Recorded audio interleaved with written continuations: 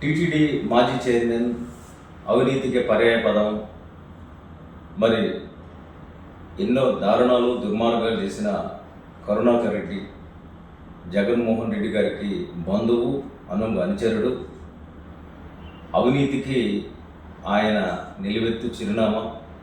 Tirumala Tirupati road దగ్గర నుంచి తిరుమలలో అనేక అక్రమాలకు కారణమయ్యి తిరుమలకు సంబంధించి టికెట్లు కూడా అమ్ముకుని రోజా లాంటి వాళ్ళకి సహకరించిన వ్యక్తి కరుణాకర్ రెడ్డి. అదేవిధంగా తిరుపతిలో నెయ్యి కల్తీ దగ్గర నుంచి తిరుమలకు సంబంధించిన అనేక దారుణాల దుర్మార్గాల్లో పాత్ర ఉన్న కరుణాకర్ రెడ్డి గారు, అసలు ఆయన అలాంటి వ్యక్తిని టీటీడీ చైర్మన్ గతంలో చేయడమే ఒక చారిత్రాత్మక తప్పిదం. అయితే మరి హిందూ ధార్మిక వ్యవస్థ మీద ఏమాత్రం గౌరవం లేని కరుణాకర్ రెడ్డి గారు మరి సాధు జీవుల్ని సమాజం కోసం, ధార్మిక వ్యవస్థల కోసం పనిచేసే వాళ్ళని, ఈ దేశంలో ప్రజల కోసం, అదేవిధంగా ప్రజల జీవన వికాసం కోసం సాధు సంపత్తులుగా వాళ్ళు నిలబడి ధర్మం కోసం, దేశం కోసం పనిచేసే సాధు పొంగవులను పట్టుకొని ఫేక్ స్వాములు అని చెప్పి మాట్లాడడం, అదేవిధంగా రకరకాలుగా వ్యాఖ్యానాలు చేయడం, వారిని అవమానించే రీతిలో భాష వాడిన కరుణాకర్ రెడ్డిని ఖచ్చితంగా నేను తీవ్రంగా గ్రహిస్తున్నాను.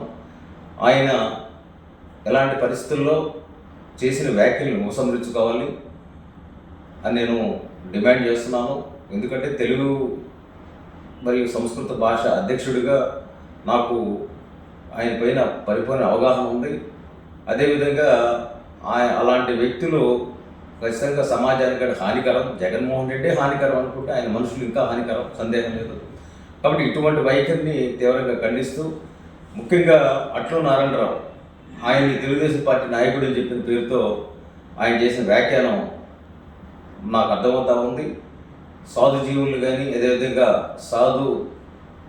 సాధువులు కానీ, వారికి సంబంధించిన అనేక ధర్మ పరిషత్ కార్యక్రమాల్లో చురుగ్గా ఉండే వ్యక్తి ఆయన పార్టీకి అంటగట్టి ధర్మానికి వ్యతిరేకంగా మాట్లాడడం, అదేవిధంగా అట్లు నారాయణరావు మీద చేసిన అవాకులు చవాకులు, ఈ ధర్మ ఉపనిషత్తులు, వీటన్నిటి మీద ఆయనకుండే ఏదైతే అనుబంధం ఉందో అవన్నీ కూడా గుర్తించకుండా ఆయన కొట్టుకొని మాట్లాడుతున్న భాష అనేది ఖచ్చితంగా మేము ఖండిస్తూ, ఈ వ్యవహార శైలిని కరుణాకర్ రెడ్డి గారు విన్నాడాలని కూడా మేము కోరుతున్నాం.